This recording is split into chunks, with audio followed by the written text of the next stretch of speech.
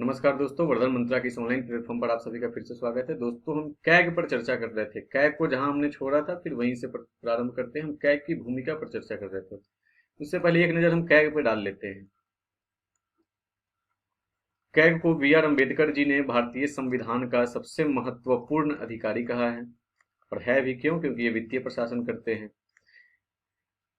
ये supreme court, election commission, UPSC की तरह ही क्या है, लोकतांत्रिक व्यवस्था का संरक्षक है। जैसे हमारे संविधान में सुप्रीम कोर्ट को, इलेक्शन कमीशन को, यूपीएससी जैसी संस्थाओं को लोकतांत्रिक व्यवस्था का संरक्षक माना जाता है, वैसे ही कैग को भी लोकतांत्रिक व्यवस्था का संरक्षक माना जाता है। हमने ये देख लिया था कि लेकिन कैग के रिपोर्ट के आधार पर हम न्यायालय नहीं जा सकते हैं।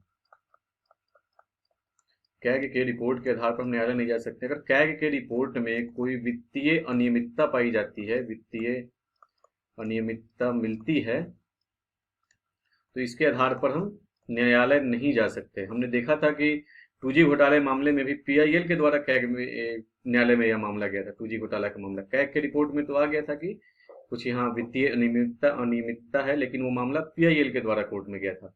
हमने ये भी देख लिया था कि 1976 से पहले कैसे कैग अकाउंटिंग और ऑडिटिंग दोनों की भूमिका में था। वो अकाउंटिंग भी करते थे, ऑडिटिंग भी करते थे, लेकिन 1976 के बाद क्या है, 1976 वाले संशोधन से इनका काम अब सिर्फ ऑडिट करना रह गया, यानी कि अब सिर्फ लेखा परीक्षक की भूमिका में है, अकाउंटिंग नहीं करते हैं वे। क्या है कि भारत सरकार या राज्य सरकार के वित्तीय लेन देनों की जांच करता है, उनके खातों की जांच करता है, सरकार के घोटालों को उजागर करता है। ये सभी कैग का कार्य है। अब इनकी भूमिका देखते हैं। इनकी भूमिका कहाँ है? वित्तीय प्रशासन के क्षेत्र में ही। वित्तीय प्रशासन के क्षेत्र में भारत में संविधान या संसदीय विधि द्वारा जो भी विधि बनाया गया, जो भी नियम बनाया गया है, उनके अनुरक्षण के प्रति, उनकी रक्षा कौन करता है? उनके प्रति उत्तरदायी है कैग। अब कार्यपालिका का उत्तरदायित्व जो है, वित्तीय प्रशासन का उत्तरदायित्व संसद के प्रति कैग के रिपोर्ट से ही माफ कीजिएगा, कैग के रिपोर्ट से ही सुनिश्चित होता है। संसद के प्रति वित्तीय प्रशासन का उत्तरदायित्व कार्यपालिका का कहां से सुनिश्चित होता है? कैग के रिपोर्ट से सुनिश्चित होता है। अर्थात मंत्री परिषद का संसद के प्रति वित्तीय प्रशासन का उत्तरदायित्व कैग के रिपोर्ट के माध्यम से सुनिश्चित होता है। अब कैग को यही निर्धारित करना है कि विधि के रूप में जिस प्रयोजन हेतु धन का निष्कासन किया गया है, विधि के रूप में जिस प्रयोजन हेतु धन का निष्कासन किया गया है, उसी प्रयोजन हेतु धन का व्यय किया गया है या नहीं। अर्थात धन का प्रयोग उसी कार्य में किया गया है जिस प्रयोजन हेतु उसका संवितरण किया गया था या उसका निष्कासन किया गया था। हाँ, लेकिन अब यहाँ कैग की लेखा परीक्षा पर सीमाएं निर्धारित कौन करता है? गुप्त सेवा व्यय, अर्थात रॉ जैसी संस्थाओं से संबंधित जो व्यय हैं, वो कैग के क्षेत्राधिकार से बाहर है। कैग उनकी लेखा परीक्षा नहीं कर सकता है। हाँ, इनसे है कैग। ठीक है।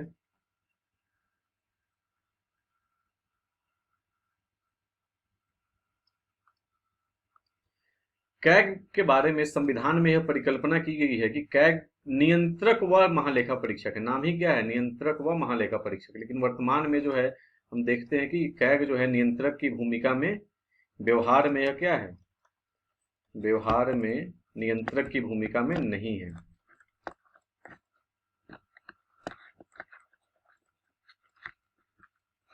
नियंत्रक की भूमिका में नहीं है। व्यवहार में सिर्फ क्या है? महालेखा परीक्षक की भूमिका निभाते हैं। महालेखा परीक्षक की भूमिका कब आती है? व्यय हो जाने के बाद। व्यय हो जाने के। नियंत्रक की भूमिका में कैसे नहीं है? क्योंकि धन निकासी पर इनका कोई नियंत्रण नहीं है। संचित निधि से अगर कोई धन निकासी हो रही है तो धन निकासी पर इनका कोई नियंत्रण नहीं है। इसीलिए हम इसे क्या क्या कह रहे हैं कि नियंत्रक नहीं है, ये सिर्फ महालेखा परीक्षक है।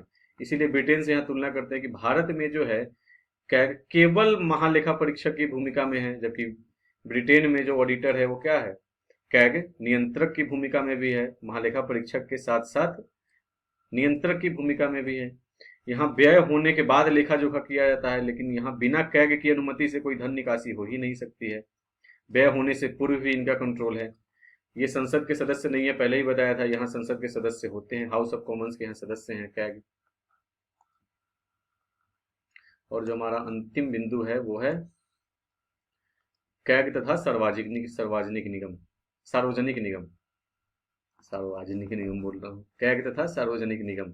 अब देखिए, कुछ निगमों की लेखा परीक्षा जो है प्रत्यक्ष स्तर पर कैग के द्वारा की जाती है, कुछ निगमों की लेखा परीक्षा कैग के सलाह पर नियुक्त जो पेशेवर अंकेक्षक हैं उनके द्वारा की जाती है, और कुछ निगमों की लेखा परीक्षा पूर्णतः कैग के क्षेत्राधिकार से बाहर है, या पूरी तरह से निजी लेखक अंकेक्षकों द्वारा उनकी लेखा परीक्षा की जाती है।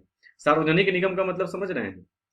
पब्लिक इंटिटी जो है, पब्लिक इंटिटी का मतलब सरकारी नहीं होता है। अकाउंटिंग के क्षेत्र में पब्लिक इंटिटी का मतलब बिल्कुल भी गवर्नमेंट नहीं होता है, ये इसको ध्यान में रखिएगा।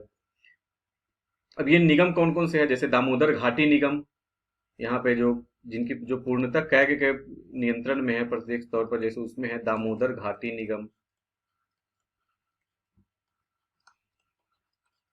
फिर तेल एवं प्राकृतिक गैस निगम, ये प्रत्यक्ष तौर पे कैग के द्वारा उनकी लेखा परीक्षा की जाती है। यहाँ है औद्योगिक वित्त निगम, केंद्रीय भंडारण निगम,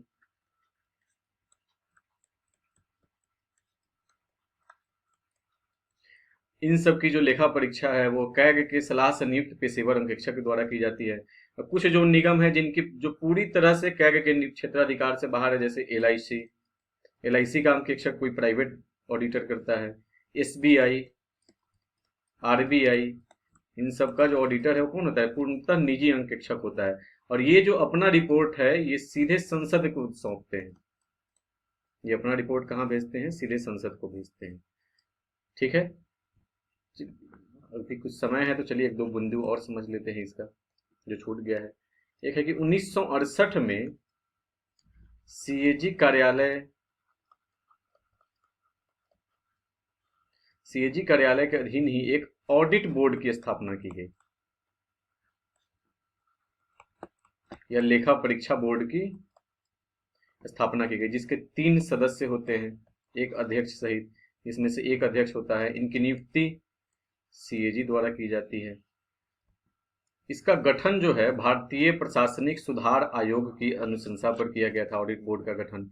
कि कुछ संस्थान ऐसे हैं जिनमें तकनीकी की आवश्यकता होती है, जैसे कुछ इंजीनियरिंग संस्थान है, जैसे इस्पात निगम वगैरह है, तो उनके ऑडिट, उनके लेखा परीक्षा के लिए इस ऑडिट बोर्ड की स्थापना की गई है, ताकि तकनीकी सहायता से लेकर, जैसे कोई मशीनरी है तो मशीनरी का वो कितने वर्ष का उसका जीवन काल है, या कोई इंजीनियर बता सकता है, ऑडिटर तो बता ही नहीं सकता है।